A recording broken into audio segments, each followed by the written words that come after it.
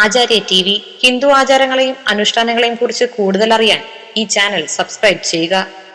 നമസ്കാരം.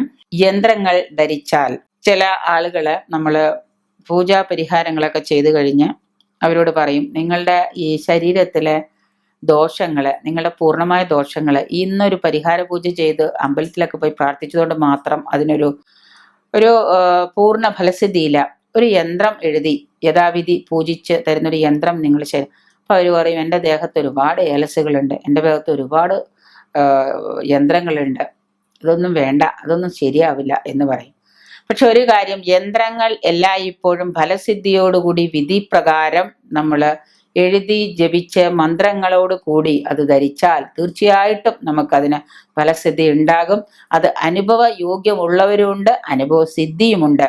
ദൈവികമായ വ്രതങ്ങളിലൂടെയും നാമജപത്തിലൂടെയും മന്ത്രോച്ചാരണത്തിലൂടെയും ഈശ്വരനെ അടുത്തറിയുന്നത് പോലെ ചൈതന്യവൽക്കരിക്കപ്പെട്ട യന്ത്രങ്ങൾ നമ്മൾ മന്ത്രത്തിലൂടെയും ഉപാസനയിലൂടെയും വ്രതങ്ങളിലൂടെയും ഈശ്വരനെ നമ്മളുടെ അടുത്തേക്ക് നമ്മൾ അടുപ്പിക്കുന്നു, ഈശ്വരനോട് അടുക്കുന്നു. അപ്പൊ ആ സമയത്ത് ഈ ഈശ്വരോപാസനയിലൂടെ ചൈതന്യവത്താക്കിയ യന്ത്രങ്ങള്, അതിലെ മന്ത്രങ്ങളുടെ പവർ കൊണ്ട് ആ യന്ത്രങ്ങള് ഈശ്വരന്റെ ചൈതന്യം നമ്മളുടെ ശരീരത്തിലേക്ക് ആകർഷിക്കുന്നു എന്ന് വേണം പറയാൻ.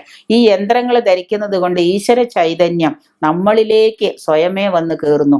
ആ ഈശ്വര ചൈതന്യം മന്ത്രത്തിന്റെ ശക്തി കൊണ്ട് നമ്മൾക്ക് കിട്ടാൻ വേണ്ടിയിട്ടാണ് നിങ്ങൾ യഥാവിധി പൂജിച്ച യന്ത്രം ധരിക്കൂ, യഥാവിധി പൂജിച്ച യന്ത്രം ധരിക്കൂ എന്ന് നമ്മൾ പറയുന്നത്. വെറുതെ മാർക്കറ്റിൽ കിട്ടുന്ന ഒരു യന്ത്രം വാങ്ങിച്ച് ശരീരത്തിൽ ധരിച്ചാലൊന്നും നമുക്ക് അതുകൊണ്ട് ഗുണം ഉണ്ടാവില്ല. അപ്പൊ അതുകൊണ്ട് 15 ഏലസ് കെട്ടിത്തൂക്കിയിട്ട് നടന്നാലും ഒരു ഗുണം ഉണ്ടാവില്ല. 15 യന്ത്രം ഉണ്ടായിട്ട് ഒരു കാര്യമില്ല. യഥാവിധി പൂജിച്ച ഒരു യന്ത്രം നിങ്ങളുടെ ദോഷങ്ങൾ എന്താണെന്ന് മനസ്സിലാക്കി അത് ധരിച്ചു കഴിഞ്ഞാൽ തീർച്ചയായിട്ടും നിങ്ങൾക്കത് അനുഭവ സമ്പത്ത് തന്നെ ആയിരിക്കും. അപ്പൊ ശരീരത്തിൽ നമ്മൾ ഈ യഥാവിധി പൂജിച്ച് ഈശ്വര ചൈതന്യത്തെ ആവാഹിച്ച് ഒരു യന്ത്രത്തിലാക്കി ആ യന്ത്രം നമ്മുടെ ശരീരത്തിൽ ധരിച്ചാൽ തീർച്ചയായിട്ടും നമ്മുടെ അഭീഷ്ടങ്ങൾ നേടാനും ദോഷങ്ങൾ അകറ്റാനും ഭക്തർക്ക് പൂർണ്ണ പ്രയോജനം കിട്ടുകയും ചെയ്യും.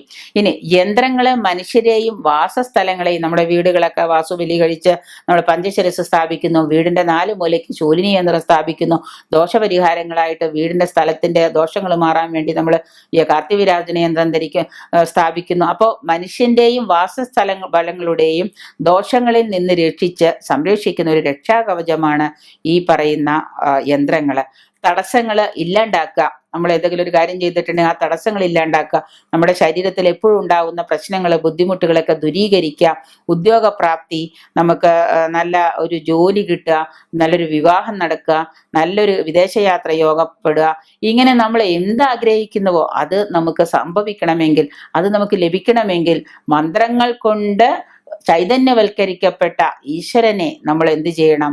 ശരിക്കും മന്ത്രങ്ങൾ, ഈശ്വരന്റെ മന്ത്രങ്ങൾ നമ്മൾ ചൈതന്യവൽക്കരിക്കപ്പെട്ട ഒരു യന്ത്രം ശരീരത്തിൽ ധരിച്ചാൽ തീർച്ചയായിട്ടും അതിന് ഫലമുണ്ട്. അപ്പോൾ ഇങ്ങനെയുള്ള നിങ്ങളുടെ അഭീഷ്ടങ്ങൾ ഏത് സാധ്യത നേടാൻ, ഉന്നത വിജയം നേടാൻ ഒക്കെ വേണ്ടിയിട്ട്, നമ്മൾ രോഗനിവാരണത്തിന് ഒക്കെ വേണ്ടിയിട്ട് ഇങ്ങനെയുള്ള യന്ത്രങ്ങളെ നമ്മൾ ശരീരത്തിൽ ചൈതന്യവൽക്കരിച്ച് ധരിക്കുന്നത് കൊണ്ട് ഒരുപാട് നേട്ടങ്ങൾ നിങ്ങൾക്കുണ്ടാകും. അപ്പൊ അങ്ങനെയുള്ള പല യന്ത്രങ്ങളും ഇന്ന് നമുക്കുണ്ട്.